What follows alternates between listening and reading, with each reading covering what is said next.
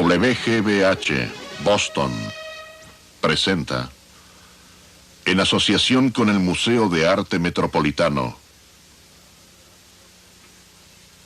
un proyecto de Annenberg CPB.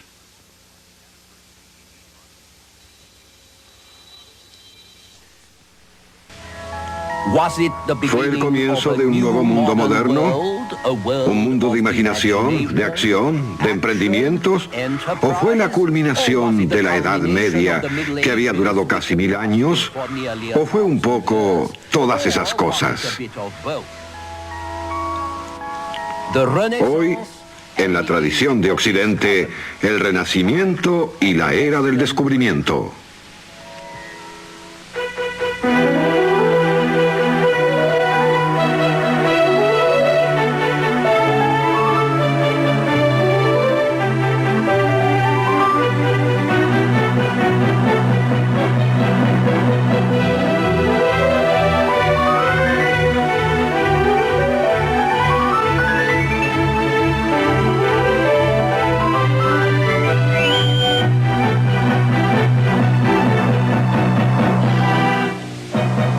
La tradición de Occidente. Y ahora el profesor Eugene Weber de la Universidad de Los Ángeles en su viaje a través de la historia de la civilización occidental. Algunos problemas atrás dije que la Edad Media la había inventado el Renacimiento. Pero el Renacimiento se inventó solo. Eso no significa que la gente de los siglos XIV o XV hayan conjurado ese término, pero actuaban como si pudiesen llegar a hacerlo en cualquier momento porque se sentían muy entusiasmados por cuanto ocurría a su alrededor. Parte de lo que ocurría era ese mismo viejo desorden de antes y después. Guerras, injusticia, violencia, miseria. Lo que nosotros denominamos Renacimiento, después de todo, abarcaba del siglo XIV al XVI. Así que se sobrepuso con el final de la Edad Media durante más de un siglo. Pero había una diferencia importante. Existían serios problemas económicos, pero había más emprendimiento, más riqueza, más comodidad en el Renacimiento y también más competencia en el conspicuo consumo originado por la riqueza y la comodidad. Y una forma de consumo que se remontó fue en especial la cultura. La cultura que adoraba y perseguía la antigüedad con extraordinaria urgencia y pasión. Su literatura y arquitectura y artes visuales se encumbraron y sus logros hicieron que los contemporáneos sintiesen que vivían en una época en la que los hombres se hallaban al fin camino de reconquistar la grandeza de la antigüedad, esa antigüedad contra la cual Occidente se había enfrentado durante un milenio. Si somos objetivos, Occidente había estado restaurándose por lo menos desde el siglo XII. Las grandes catedrales no habían aguardado al siglo XIV. Y las generaciones anteriores habían traducido a los griegos que estudiaban la filosofía y las leyes de la naturaleza y realizaron mejoras tecnológicas. En el siglo XIII, la construcción de chimeneas mejoró y la calefacción fue más accesible, posibilitando de ese modo que también mejorase la privacidad. La chimenea probablemente influyó en el arte de amar más de lo que lo hicieron los trovadores y fomentó más individualismo que el que fomentaron los filósofos renacentistas. Y sin otro invento contemporáneo, las gafas, probablemente habríamos tenido menos filósofos de todos modos.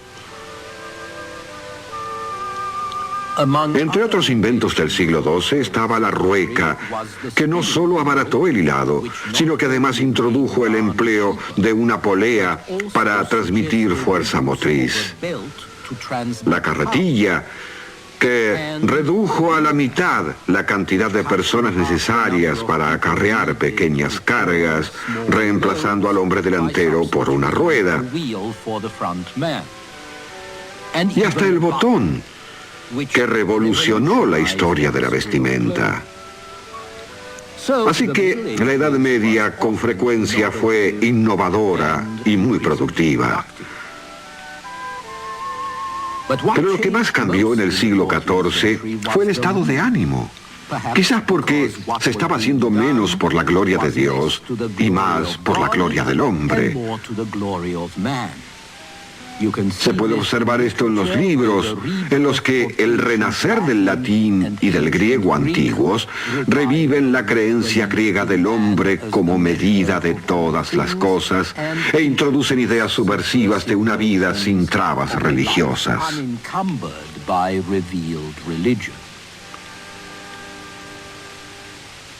Es característico que este espíritu secularizador estuviera representado por hombres y a veces por mujeres que decían ser humanistas, porque se interesaban en la naturaleza humana y en los valores humanos. Para decirlo de otro modo, ellos trataban de descubrir el secreto de una vida buena y virtuosa.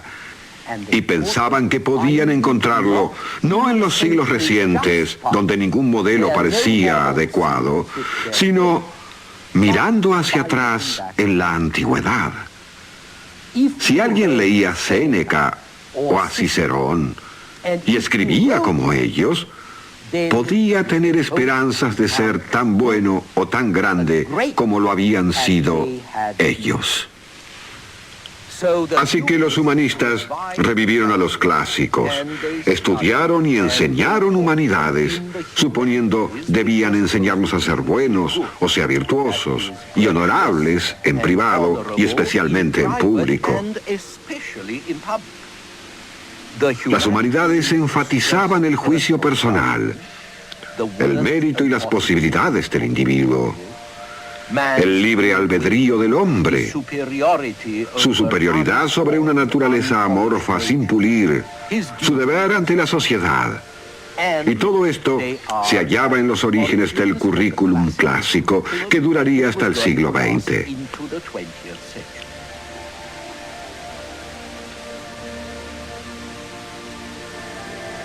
El típico humanista del Renacimiento fue un hombre de letras profesional.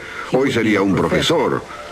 Al igual que a muchos profesores, a un gran número de humanistas les interesaba principalmente perder tiempo en pequeñeces o repetir frases aprendidas. Pero también, al igual que muchos profesores, los humanistas querían preparar a sus estudiantes y lectores para actuar con más sabiduría en la vida. Idealmente, la mayoría de estos estudiantes serían príncipes o cortesanos, u hombres y mujeres que gozaban de cierto poder. Y por supuesto, debían educarlos porque tenían que aprender latín.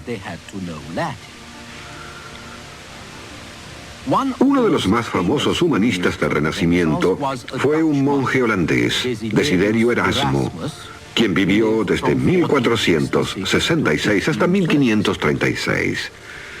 Cuando no estaba redactando textos, Erasmo se dedicaba a enseñar moral y cultura, buenos modales, sentido común, urbanidad y las virtudes cristianas, todo lo cual escaseaba bastante en la época, como ocurre hoy en día.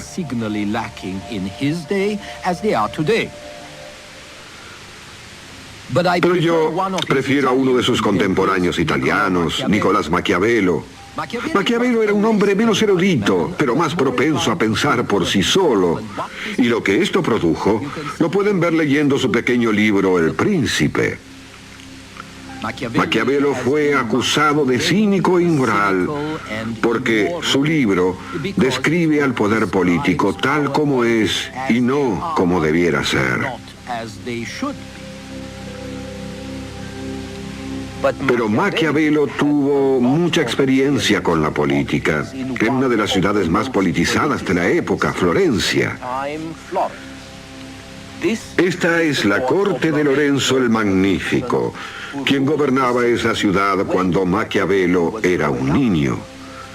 En el desorden que sucedió luego de la muerte de Lorenzo, Maquiavelo aprendió a considerar la política como una jungla en la que los fuertes se apoderaban de todo cuanto pueden. Los débiles van al paredón y a la gente corriente le va mejor con los gobernantes fuertes que con los débiles. En cierto modo, Maquiavelo simplemente describía lo que veía a su derredor. Pero lo más importante fue que separó la metafísica de la política.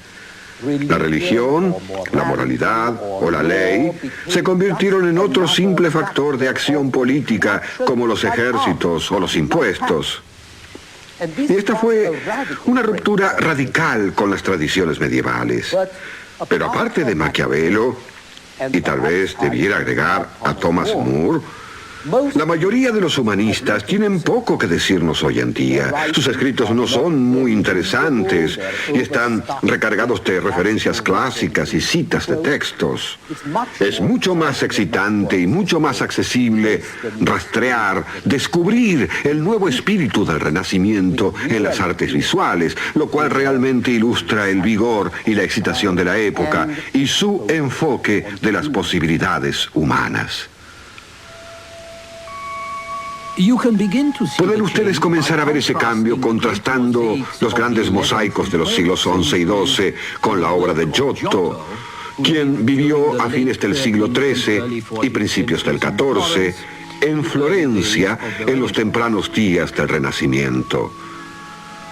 Muchos de los contemporáneos de Giotto creaban aún grandes figuras majestuosas de autoridad y poder, o de lo contrario pintaban espectáculos de títeres al estilo impersonal bizantino, con muñecos sin vida, de espléndidos atuendos. Pero el trabajo de Giotto fue influido por el nuevo renacer de los ideales clásicos y en especial por la nueva humanidad que San Francisco había aportado a la religión. La labor de Giotto fue emotiva y urgente, y a diferencia del estilo rígido de la Edad Media, expresaba una nueva humanidad. De manera que Giotto fue innovador, pero también fue profundamente cristiano y medieval. Sus mejores obras pueden verse en una capilla de Padua llamada Capilla Scrovegni, llamada así porque fue construida por el hijo de un usurero de ese nombre. El viejo Scrovegni era tan conocido que Dante lo incluyó en uno de los círculos del infierno en la Divina Comedia. De modo que tenemos aquí un típico acto de redención medieval. El hijo del usurero ofrece la capilla en un gesto propiciatorio para compensar por la riqueza mala vida de su familia.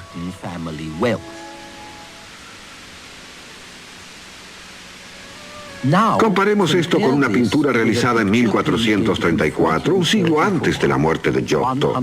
El retrato que Jan van Eyck realizó de Giovanni Arnolfini y su esposa. Estamos en Brujas, pero el modelo es un comerciante italiano y su joven novia. Estamos en la casa de un hombre de negocios y prestamista como Scrovegni, pero a la pareja se la representa como si fuesen nobles y sin presentar excusas por tener dinero. Y observen el realismo y la precisión de la presentación que están en armonía con la racionalidad de una nueva sociedad más secular. 50 años después, alrededor de 1485, Botticelli pinta su Nacimiento de Venus en Florencia. En esa época los asuntos espirituales habían sido eliminados, no de toda la vida, por supuesto, sino de este cuadro. Todo cuanto parece preocuparle a Botticelli es la sensualidad y reproducir la antigüedad. Toma un modelo antiguo, trata de pintarlo como lo habrían hecho en la antigüedad, sin revelar la belleza espiritual, sino la sensual.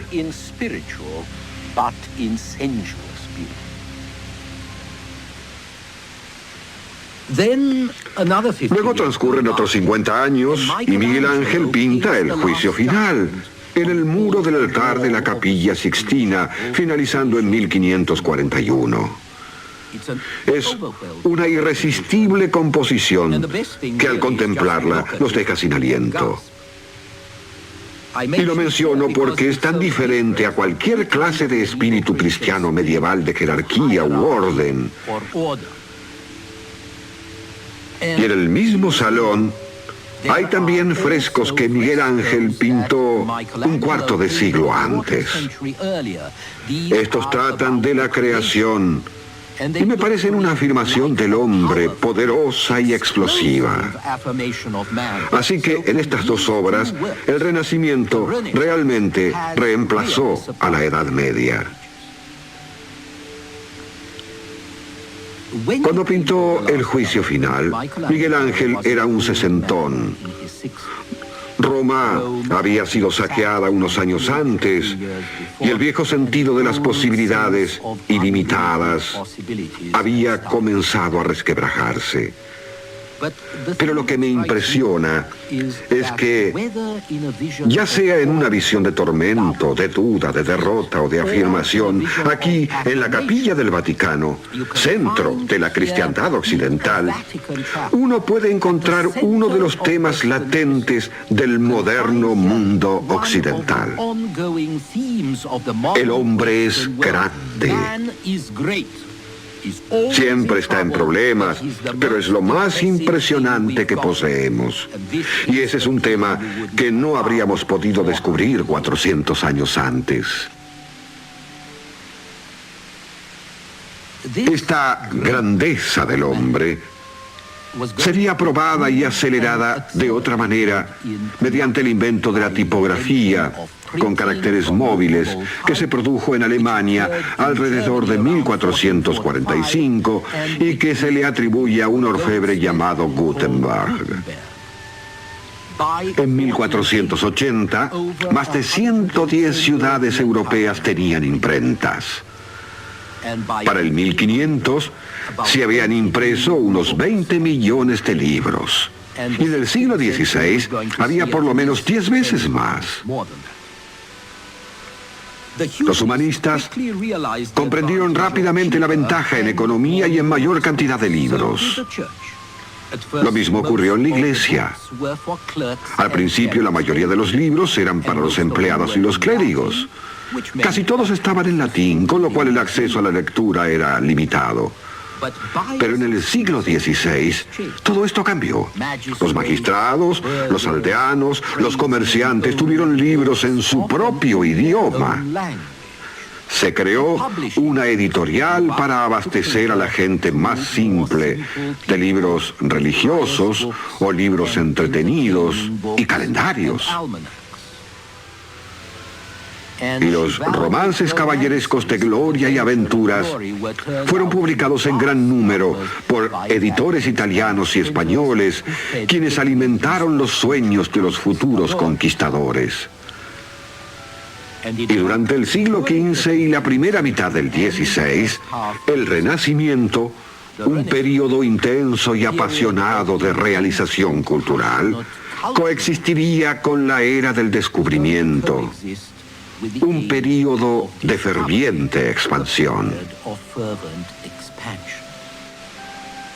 Así como nunca había habido tanta variedad y creatividad en las artes, tampoco había habido nunca tanta exploración ni descubrimientos. Cuando Bartolomé Díaz rodea el Cabo de Buena Esperanza en 1487, Botticelli está ayudando a pintar la Capilla Sixtina en Roma. En 1506 muere Colón, pobre, olvidado y creyendo aún que descubrió la costa de Asia. Ese mismo año, Bramante comienza a construir San Pedro en Roma. En 1513, Balboa cruza el Istmo de Panamá y revela la existencia del Pacífico. Y Maquiavelo publica El Príncipe. Rafael muere en 1520, cuando Magallanes está navegando alrededor del mundo. Y en Alemania se genera una rebelión debido a un monje llamado Martín Lutero, que pronto originaría la Reforma. Y en 1530, mientras Pizarro está conquistando Perú, Erasmo y Rabelais están en su apogeo. Y Miguel Ángel está pintando el juicio final sobre el muro del altar de la Capilla Sixtina. El Renacimiento y la era del descubrimiento representan dos logros preponderantes. Uno, el de la imaginación, y el otro, el de la acción. Pero, ¿tenían algo en común? ¿Es posible afirmar que Erasmo escribió, Rafael pintó y Bartolomé Díaz se aventuró a navegar por el cabo de las tempestades obedeciendo a un mismo impulso? ¿Y este impulso provenía de alguna experiencia en común? ¿Una forma de pensar? ¿Un acercamiento en el modo de vivir que los historiadores denominaron Renacimiento europeo? ¿Acaso la urgencia en descubrir nuevas tierras nacía del fermento intelectual del Renacimiento? ¿Y qué efectos tuvo la apertura hacia nuevos horizontes geográficos sobre los horizontes mentales de la gente?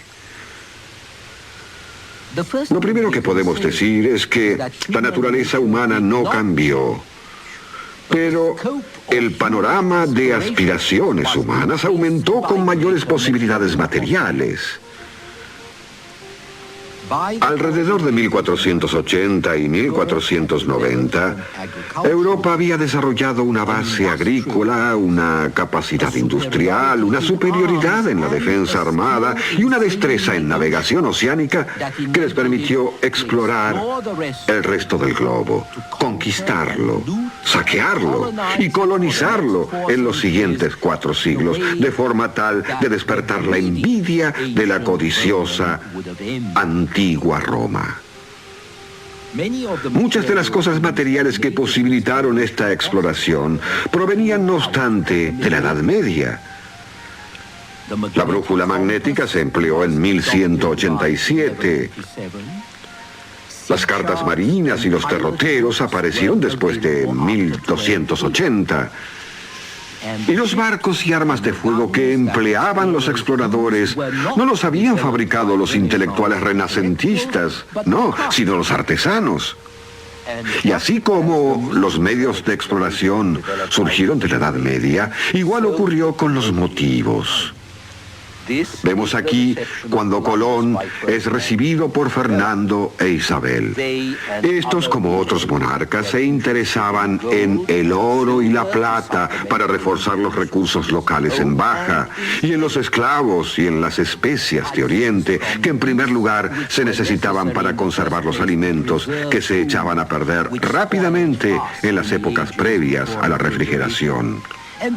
Y además, sencillamente, porque hacían que una pésima comida fuese comible. La carne de ganado flaco era dura y fibrosa, las verduras insípidas y los alimentos en general no eran nada apetecibles y con frecuencia estaban en mal estado.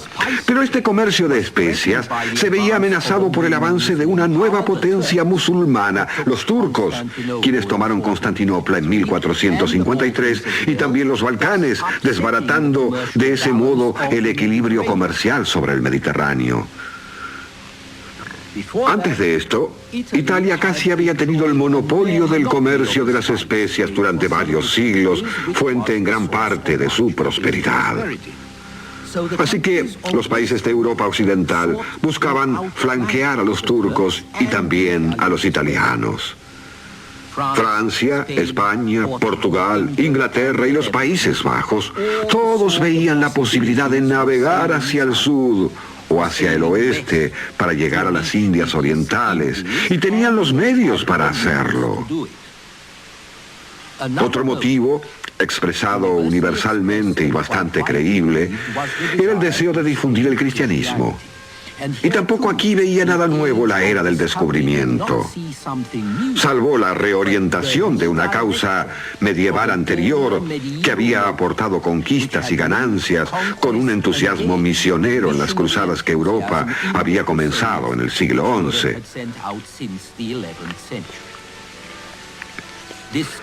El ideal de las cruzadas había declinado precipitadamente. pero fue revivido por la avanzada de los turcos por el sur y este del Mediterráneo y por la caída de Constantinopla, y fue mantenido por la guerra contra los sarracenos en España, que casualmente finalizó en 1492, cuando los reyes de España autorizaron finalmente a Colón para que zarpase.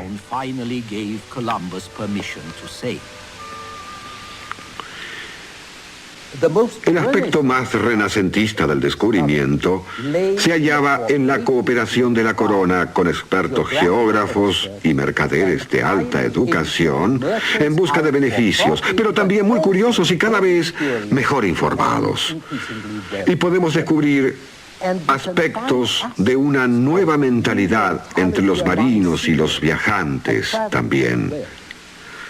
Lo vemos en un veneciano llamado Cadamosto, quien dijo que se había unido a los portugueses que navegaron por la costa de la África en 1455 y 1456 a fin de contemplar paisajes de interés. Y lo vemos en otro italiano, Antonio Pigafetta, quien se unió a la expedición de Magallanes 60 años después para experimentar, dijo, y para ir a ver con sus propios ojos algo de lo que tanto había oído hablar. Finalmente, lo vemos en los mismos grandes exploradores, quienes no eran solo creyentes o navegantes, pero que tenían que visualizar sus objetivos dentro del contexto del nuevo conocimiento del mundo como un todo, probando las hipótesis de la geografía medieval y al mismo tiempo convirtiéndolas en una nueva ciencia, como veremos en nuestro próximo programa.